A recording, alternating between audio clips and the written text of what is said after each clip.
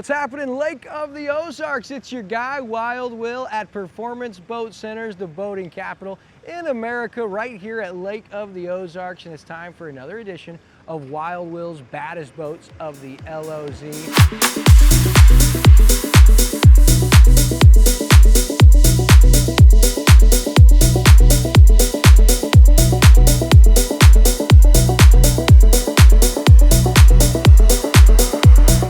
Meet up with my man Jamin Jones and Team Yahoo. This 36-foot skater's already been run by Jamin and Curtis Morris 185 miles an hour before. Heck, they even ran a disqualified pass of 196 back in 2024. We're gonna head down to the dock and meet up with Jamin, and he's gonna tell you why Team Yahoo feels so confident that in 2026 they're the next to join the 200-mile-per-hour club.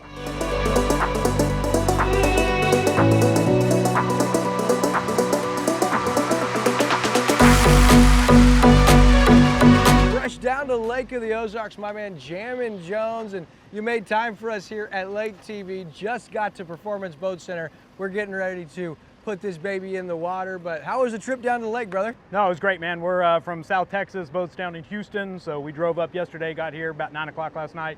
Got it this morning, got the boat washed and ready to go in the water. Wow, yeah, people have seen some blistering speeds, but this boat in particular, Team Yahoo, it's a skater, so tell us about the specs of the boat as you bought it when you first got it. Okay, so we bought it from Lake Havasu. A guy named Kelly had it. It was called Top Cat at the time. He was actually doing speed runs in it with some PSI supercharged motors. First year, we just ran his setup, went to Texas, got Top Gun at like 154, right? So every year we've progressively made changes and gotten faster and faster. Amazing boat. Kelly did a great job with it. But now we've got Alexi from Boost Power Marine on. He built us the second set of PSI supercharged motors, and then Curtis wanted to go turbos.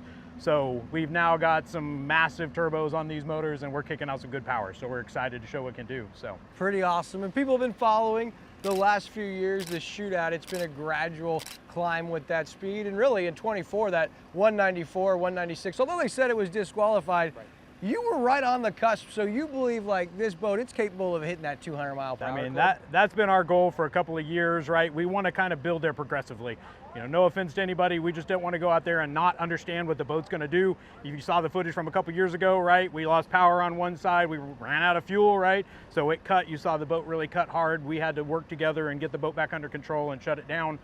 That's the kind of thing that we want to understand. When you're pushing these things, the envelope, safety is number one, right?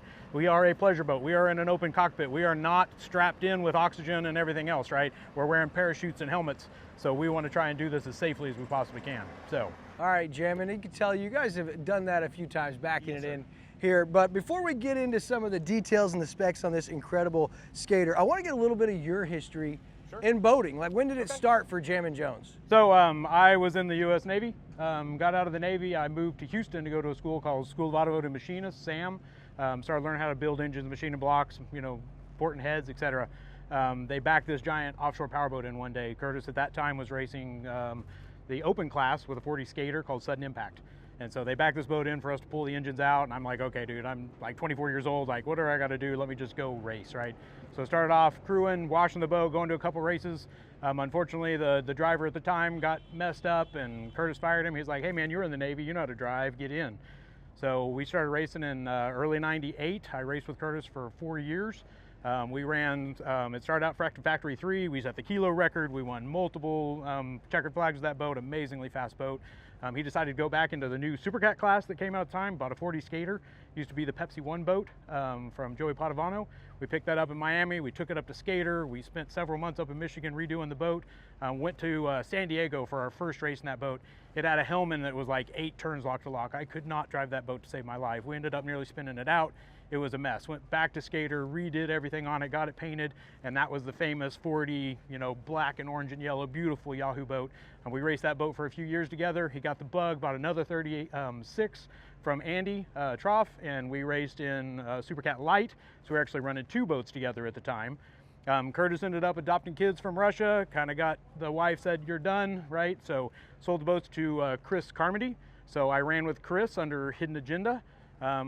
Had a good season with Chris. Unfortunately, we ended up flipping in Key West. Chris ended up going on doing other things. I moved out to California, raced in Bob Leach's spot in the Eliminator 36 in the Popra with Tom. So had a couple, about a year and a half or a season and a half with Tom. Then Bob decided he couldn't watch the boat run without him, understandably.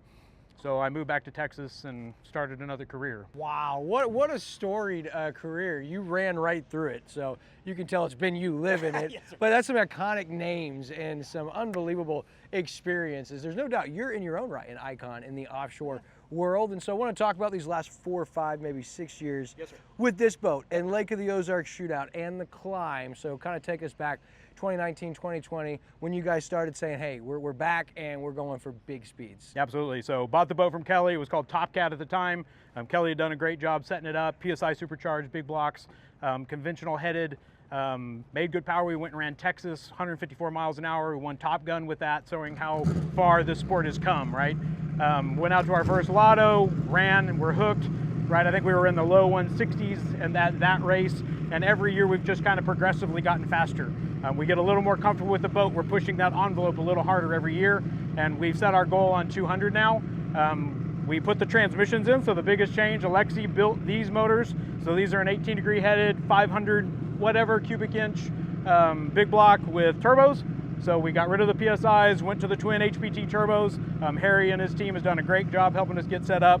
And then we, 2 years ago, switched to the Cohen Engineering 3-speed. So these are turbo 400s and give us the ability to shift as we go down the course, which is a total game changer. So okay, what engines are in Team Yahoo and how much horsepower is this boat capable of putting out? Okay, so Alexi from Boost Power Marine in California builds the engines. So big block Chevy, 18-degree headed, 500 and something cubic inches. We won't go into that.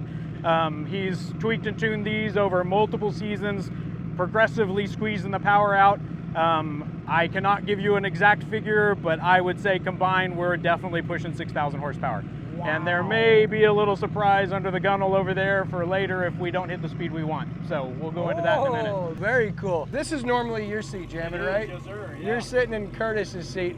So walk us through on race day, right? You're getting ready to run in Lake of the Ozarks Shootout. I know you're sitting here, but walk us through leading into the run, what you're doing, what we're seeing here in front of us, and kind of what you're feeling. Absolutely. So, you know, we're sitting out in the milling area, right? When they call us and say we're on deck, right, we're going to be up next to go run. We start getting our life jackets on, helmets on, getting all geared up.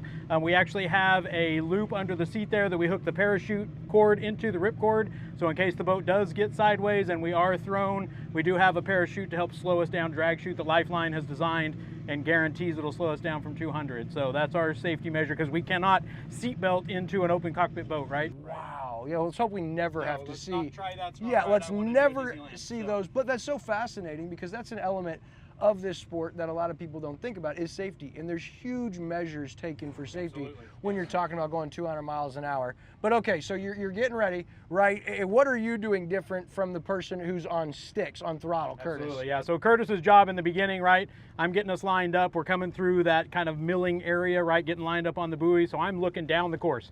I'm trying to find our line, right? What's the wind doing? What's happening? Where do we need to line up? Do we need to be further right? Are we going to run right down the middle? Are we going to take it an angle? Like, what is the best way to run that day based on the conditions, right? Curtis is making sure that we're in gear, everything's running, keeping track of the engines, make sure everything's happy, and keeping us under 40 miles an hour. We know the boat's fast, right? So he's keeping me right at 40 miles an hour. We're lined up. We're watching for that green flag, right? As soon as the front end passes those buoys and we see green, he's on the throttles, he's making sure trim's set, everything's running, and I'm trying to keep this boat guided down the track, right? One of the things with boats like this is you don't want to crab this boat, right? Just like in an airplane coming in to a landing, if you're crabbing that plane, you're slowing it down. We want to try and keep this thing as straight as we possibly can, but when there's no boat in the water, the wind is manipulating, there's lots of things going on. If one engine's pushing harder than the other, the boat is naturally going to want to do that. So the tendency for most people is to try and drive through that, right?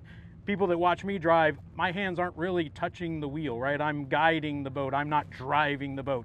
And not everybody likes to do it that way, right? Most of the guys you're gonna see locked down to the wheel. So like when the boat gets out of control, it's an instant grab it, get it back in place and run it again, so. So let me ask, like you've been in that situation, 2024, the 196 run, Yes, sir. right? That was a situation for those that didn't see, you're gonna see it right now.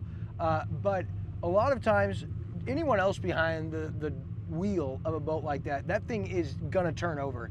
Walk us through, how did you guys stay upright and what exactly happened on that 196 pass? Yeah, so it is not all the driver, right? So I had a little bit to do with it. Curtis had a lot to do with it, right? Curtis is an amazing throttleman. He understands the feel of the boat, seat of the pants. He reacts to what the engines are doing instantly. As soon as he felt that engine losing power and the boat started walking a little, he's backing out of the throttle. I'm turning into the turn just a little bit to compensate, and we were able to get the boat settled down from 180 plus, right? They clocked us at 170 something on that run, but that was well after we had already kind of turned sideways. So who knows how fast that run would have been otherwise.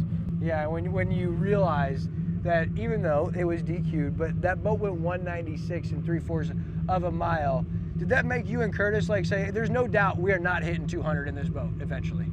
Yeah, so it's a funny story. So Ray Marine creates the GPS that's in this boat. When they engineered this GPS, and I'm not throwing them under the bus, they're an amazing manufacturer for electronics, right? They never anticipated that this GPS would go faster than 170, right? So it had a built-in GPS limit. We thought we went 170 that day. We were disappointed, right? We were like, man, are you kidding me? Like, the boat felt great, everything was going, like, it was great. We have a little tattletale back here on the speedometer. 195.7 is what this told us. And then we got the official call from Lotto team that, hey, though you're disqualified, we can't publicize it. It was the 196, right? So we were just stoked, right? At that point, we knew 200 was definitely in our sights, right? We'll get that start straightened out. We've made some adjustments to how the boat accelerates down the track, and we're confident this boat is capable of it. So we're fired up. So before we go back and let them hear what you guys have done to these engines to get ready for 26, walk us through what's different from 24 and 25 coming into 26 Loto. Absolutely. So Lexi, I'll give him all the credit. That guy is the mad scientist, right? Like, he and his son Frankie, they work together. They're coming up with the packages. They're designing the cam. They're porting the heads. They're picking out the pistons, right? They're making this combination set up for these turbos for this condition, right? We are setting this boat up to run 200 miles an hour in 3/4 of a mile, right? He worked with Cohen. We dialed in the shift points, right, to work with the tune so that we knew what this boat was going to do. This is not something that you just go test at your local lake, right? I can't just go down to Clear Lake and go run 200 miles an hour. It's completely unsafe. Jet ski comes out, something else happens, right? So this is a lot of math and science and making sure that it looks right on paper, and then for Curtis and I to go apply it when we're actually on the track. That's unbelievable. And in your quest for that 200 miles an hour, you said there's something over here, a little special, something we might talk about. You might have to tap into. What are we talking about, Kurt, or Jamin? What are we talking about? So, you know, I think the Dirty Duck guys call it duck juice, if I remember correctly. So we might have borrowed a little. Honestly, we're not planning to use it unless we get to like 199 and we just can't quite get over it, right? So I think with our current setup, we're gonna go do our first run as is, right? That is the extra little sauce just in case we need to put that little extra push. They call it duck juice. We could call it Yahoo, like the chocolate drink. I like that. You know? I like Yoo-hoo, right? Yeah, Yoo-hoo. There it is. Yeah, the Yoo-hoo. I only know it from Hey Arnold, that show growing up. That was always in the show. But that would be greatness. All right, so before we go back and hear the engines, like, I want them to know what all these different levers and things, because every power boat is kind of set up a little differently. Absolutely. So we were talking about an open cockpit skater designed to go 200 miles an hour. All of this has significance, right? So you make an interesting point. So this boat was built by Peter in 2009, I believe is what this boat is. It was not set up as a 200 mile an hour boat. It was blue motor, Merc 525s, right? 6-seater pleasure boat. That is all this boat has ever been designed to do, right? Peter builds an amazing boat, and obviously a 368 skater that can put blue motors in. You can swap power and go win shootouts with it, right? Absolutely stellar. Best boats built, in my opinion. No offense to anybody else. But Peter builds an amazing boat, and that's what this is. So we've just been incrementally making this boat faster, right? We've talked to Peter multiple times. I've talked to Johnny Tomlinson. Alexi's been at it. Curtis has been grinding on the math, trying to figure out what little tweaks and changes we can make, right? The transmissions have been a game changer for us. You know, you listen to this boat go down the track and it's shifting gears. Like, nothing else is like that, right? No offense to Dirty Duck. We had the crash boxes, 1-to-1, perfect lockup, great power, but you're in that 1-to-1 engine to drive gear ratio. And now we're able to accelerate and have that top end with the props that we're currently running. So it's amazing. So is there an official prediction to what the boat's going to run 2026 shootout? I mean, what would be best case scenario? What would be a dream scenario for you and Curtis? So, you know, Gary Smith and Predator, when he ran the Havasu at a full speed start, he ran 202. So I would say our definite goal is to just show that you can do that from a 40 mile an hour start. Gary's boat was a beautiful Predator, amazing boat. Gary's a great guy, right? Not You know, he was kind of the closest thing that we've had to direct pleasure boat competition.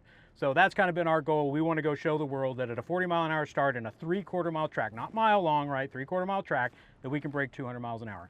So I think once we're over the 202, everything from that's icing on the cake, man. That's beautiful. All right, well, I know probably my favorite part of this feature is always getting to hear these engines revved up. And on this boat, I'm in particularly psyched to hear what you guys have done since I saw it last year. So what do you say we head on back to the back again, and you guys mind firing it up for us?